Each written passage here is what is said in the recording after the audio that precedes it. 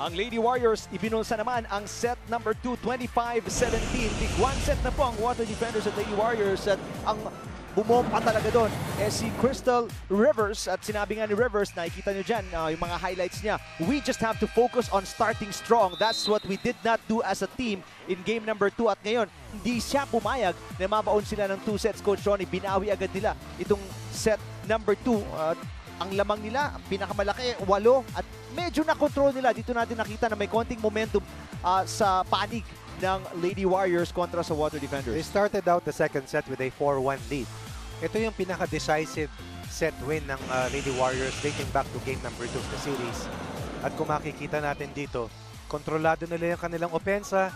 Meron silang mas maraming isang unforced error, but in the end, yung kanilang depensa sa net, yung kanilang masukil na opensa, at higit sa lahat, nakatulong din ang local flavor. Dadang, Panaga, Pablo, and of course si and Mel Gohing helping out Rivers and Strisak.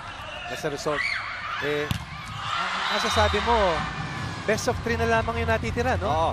Dahil tapos na yung ating unang 2 sets. Depensa naman ang pinaigting ng Lady Warriors sa simula ng set number 3. Talagang depensa kasamang Eric dahil meron na silang 5 blocks. Sa set 2 pa lamang na ating set 1 pa lamang. Total of 8 blocks in the first 2 sets. Service ace pa. Yo. Sama mo na doon mula kay Giselle C. 8 blocks laban sa 2 ng kalaban. Unang service ace ni Giselle C. Dating back dun sa game 1 ng ating serye para sa ating numero 1 at pinakamahusay ni server sa kabuuan ng ating competition. Nabor. Pinuntahan si Sato. Dadang ang nag-set para kay Strisak. Strisak. Nabor, inangat. Free ball. Una na matitikpan ng Lady Warriors. Strisak. Bumuelo. Strisak. Pupuntos. Doon sa game 2 na pagkatalo nila, si Strisak na ibaba yung kanyang efficiency sa tanging 25%. At alam ko may kakayahan nito na nasa about 35 to 40% efficiency rate. Kaya di, combining for 19, halos matapatan na ni Crystal Rivers ang talaan niya. Strisak not far behind. Already with 10 points dahil sa huli niyang palo. Last touch ni Strisak yung bola. At pupuntos dito. Sa unang pagkakataon ng Water Defenders, napakagandang simula para sa Lady Warriors, Coach Ronnie. At ang nakikita nating trend, lahat ng set maganda yung simula nila, no? Nabawian lang sila ng set number 1, nanalo ang Water Defenders sa dulo. 100 set, Giselle C. Ang ganda naman ng tapek ni Dadang. Pinag-usapan natin kanina at the top of the coverage yung local support. It was only Myla Pablo who scored heavily para dito sa Lady Warriors. Katulad din nangyari doon sa game 1 na maraming nakatulong sa opensa, maraming tumulong sa depensa, Panaga, bumomba. Dito nakikita natin muli para sa Lady Warriors. Si Kenny pupuntos para tapyas ng bahagya ang kalamangan ng Lady Warriors sa dalawa. Pinakamalaki was 3 points.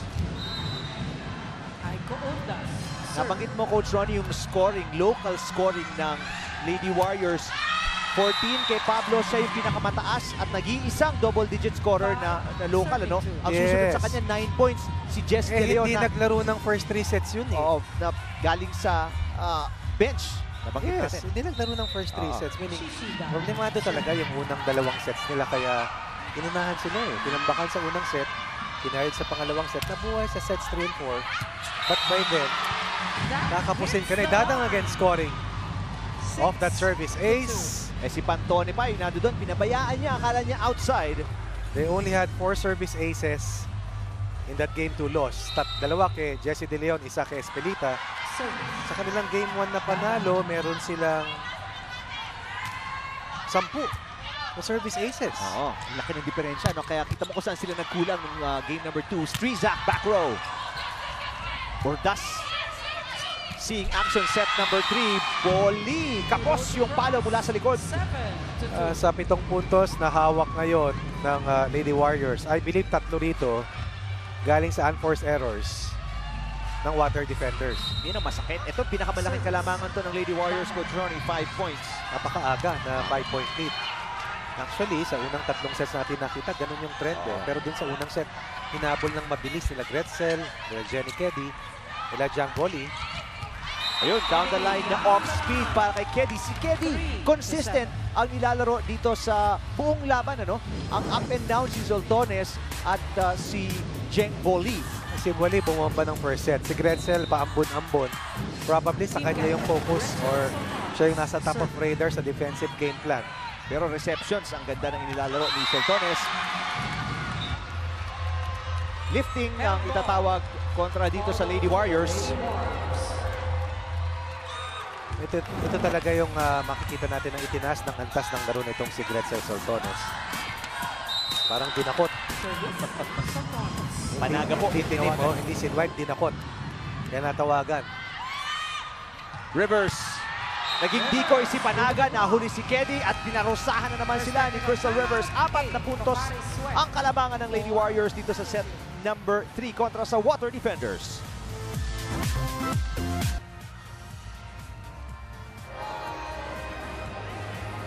Magandang gabi sa lahat ng mga kapamilya nating nanonood ng laban natin dito sa PVL on ABS-CBN at 1 set apiece na po ang Water Defenders at ang Lady Warriors.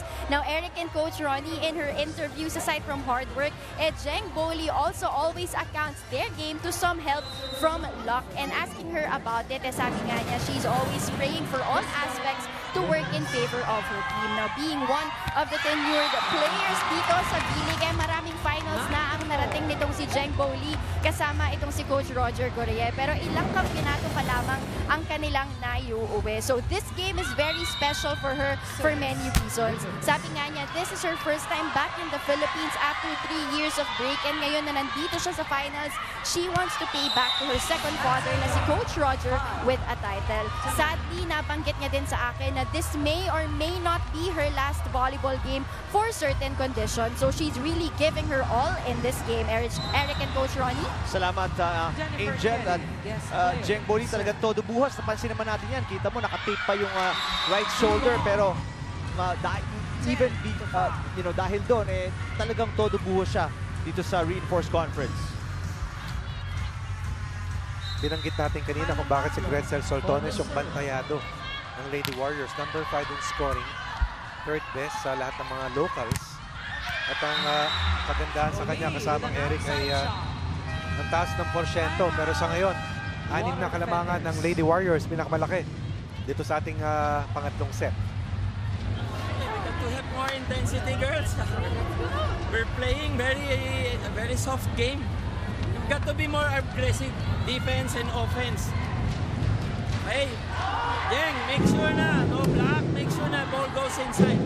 Very soft, you got to make them hard. Paluan nyo ng malalakas, hindi tayo pwede maglaro, ganun-ganun lang, oh. Lamang sila malakas ang loob nila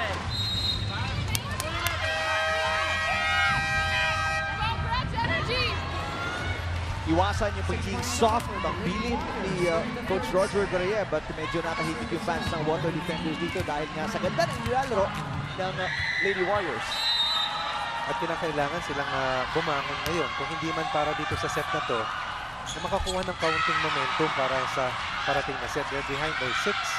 Make that 7. Hindi sila makapuntos, hindi makasilip ng madaling palo. At bihira na magkamali ang kalaban. Hindi nagbibigay ng regalo. Punto 7.8, the largest here in set 3. 5 attack points para kay Myla. Pablo, 12. Serving 5. Boli, sinabihan na siguraduhin yung palo ni Coach Roger. Pasok, di ba? Oo. Pasok. Strizak. Outside. Ball is out.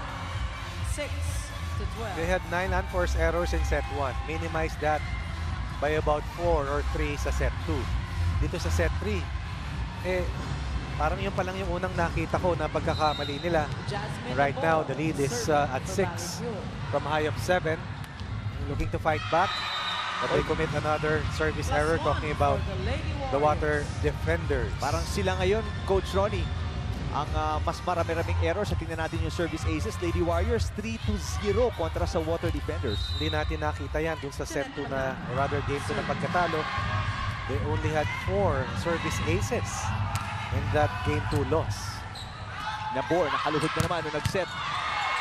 Ganda ng reception or dig ni Pablo sa palo ni Urgas. Lakas naman yung atake doon ni Rivers. Coach Jana Belia acknowledging that defensive effort itong si Myla Pablo. But Aiko Orlas, who was a silent killer dun sa kanilang game to na panalo, scores the 7th point para dito sa Lady Warriors. 3 points lang ang naitala ni Aiko Sweet Urdas. Pero malutong na 3 points yun. Importanteng 3 points. Off speed mula kay Rivers. Nabor, pupunta kay Soltones. Andun si Pablo ulit. Striza. Soltones ulit. Back-to-back attacks para kay Gretzel Soltones. Dadang sa gitna. Binuhay ng bahagya ni Rivers pero hindi na nakuha ng second touch para sa Lady Warriors. They only had 2 block points in the first 2 sets. Talking about the Water Defenders, kailangan gumana, kailangan mas trumabaho. Hawak nila yung best blocker na si Jenny Keddy. Pero kailangan yung paminta ng locals, kailangan lumabas din. Striza, 3 blockers ang sinabayan. Triple block. Sabi ni Nad, this is it. It's game time. Go Water Defenders, go Pantone. Queen Libero, hashtag PVL on ABS-CBN. Sabi ni Arwell, let's go Water Defenders. I know Nabor can drive you all to the championship. Hashtag PVL on ABS-CBN. Captain Giselle C. Galing naman kay Railal. Railal. Mukhang ang katapat talaga ni Rivers ay si Pantone. Go Queen Falcon. Di ba? Violation. Ang itatawag sa Water Defenders. Naku naman, hindi makakatulong yon sa Water Defenders dahil ang Kalamangan pumalo na naman sa 7. That is not a lucky 7. That is an unfortunate number right now for Tatan Pantone and the rest of the Water Defenders. Oy, service ace. Kung ano ang ginanda ng serving ng Water Defenders in game or set number 1, ganoon namang kasama ang reception nila dito. 16-8 ang kalamangan ng Lady Warriors dito sa set number 3. Oh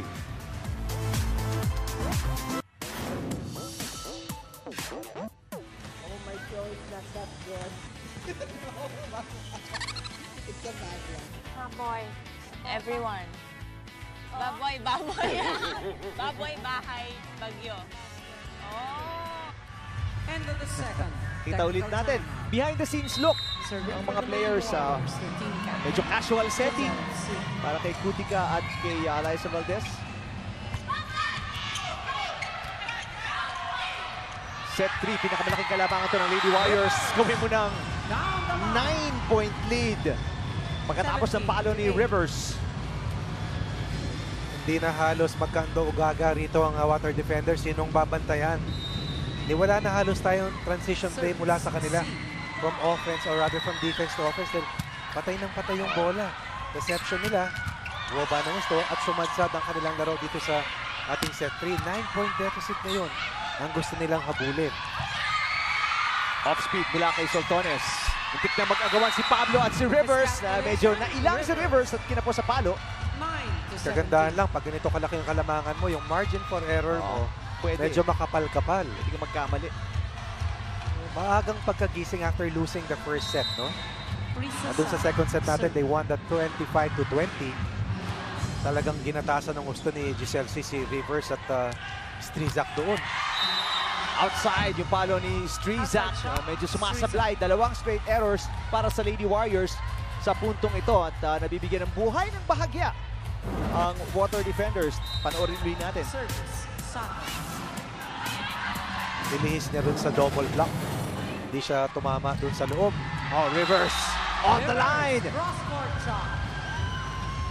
Pag pinanood natin o sinilip natin yung shot chart na tinatawag ito si Crystal Rivers, nakikita mo nagbago ang laki ng iniba, ang laki ng improvement. Dati alam mo kung saan niya dadalhin. Ngayon, manghula ka.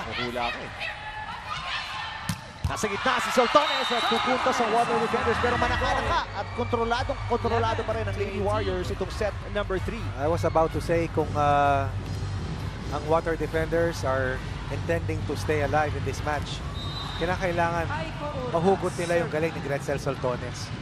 Bantayado si Keddy, natahimik na si Jiang Guali. Kanino sila pupunta ngayon? Over-receive, Strizak. Pumutak din ang errors in the last 3 minutes. Pinaluan sila doon ni Keddy. Libreng-libre yung bola sa gitna po ng net. 6 points na lang ang kalamangan ng Lady Warriors at alam natin na ang Water Defenders may kakayahan na humabol at bumalik.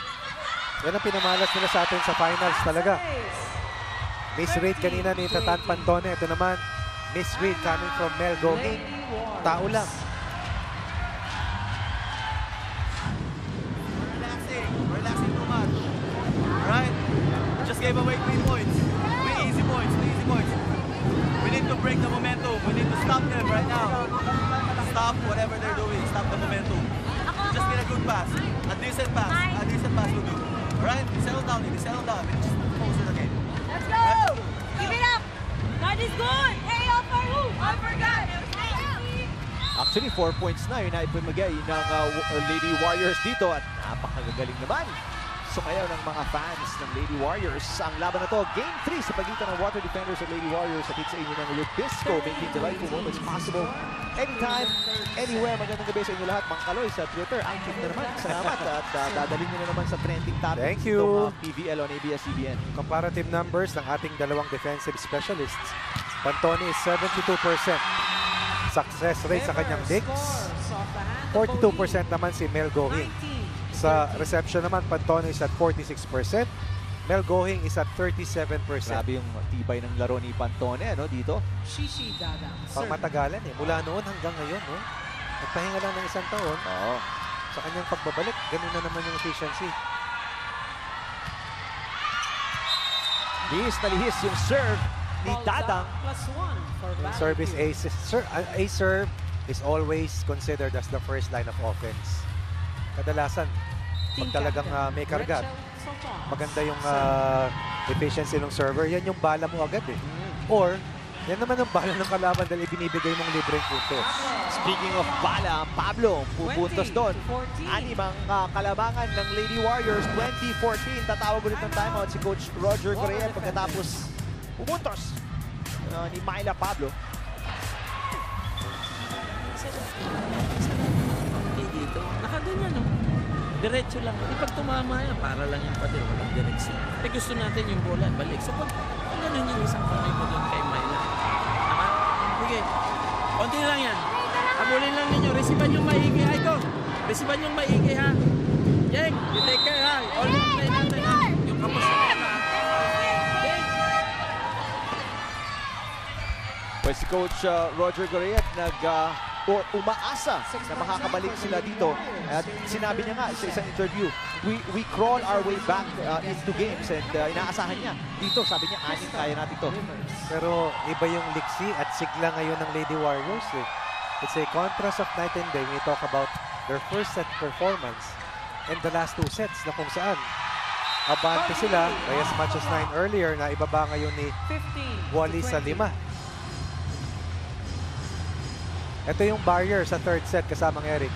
5 points. 5-point barrier ang gustong habulin ng Water Defenders but they have to do it now dahil nasa 20 puntos na itong team ng Lady Warriors. Di maganda yung reception doon ni Strizak. Pablo! Aatake at pupuntos. Ito ang maganda sa nilalaro ng Lady Warriors sa set 2 and 3, Coach Ronnie. Nagpapakita ng lakas, ng tibay ang Water Defenders sa habol pero palaging may sagot agad ang Lady Warriors. Mahalaga yung floor defense kasamang Eric. Yung transition plays napakahalaga. Pag sabog-sabog at scramble masyado yung depensa mo, paano ka papasa? Paano nga atake yung mga papalo para sa'yo? Underhand set para kay Boli. That's a perfect illustration ng kinukwento natin kanina. Steal set, underhand pass, rather good reception. Underhand pass from the secondary setter na si Tatan Pantone at maayos na palo ni Jan Boli. Bihirang puntos ng ating 13-time awardee na si Jan Boli. Panaga. Check ball. Galit na galit, no? Yung palo ni Janet Panaga. Najeta siya doon sa Game 2 after scoring 12 points doon sa Game 1. Ito, mabilis yung pagbalik nitong si Panaga who is an NCAA Finals MVP para sa College of St. Benil. 7 points lang ng game number 2 para kay Panaga. I believe she took over the role nitong si Mitch Gumabaw, ano? Yes. Medyo nagkailangan Ano doon. reaction ni Coach Dyan na belya ako natawa eh. That doesn't cross. Well, si Rivers, perfect yung position niya, pero nung nagalaw ni C yung bola, nasira yung position. Ito. At doon na si Rivers, napaatras tuloy siya at doon nasira yung reception. Ano? Ito ba yung free ball dapat ni Panaga, hindi umangat eh. Giselle C. 1-2 play. 23-17 para sa Lady Warriors. 2 points in game 1, nothing in game 2.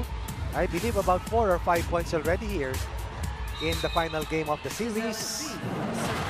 Gising na gising ang ating one-time top setter in the UAP at best setter dito sa D-League. Ordas, labas yung palo. Set point para sa Lady Warriors, 24-17.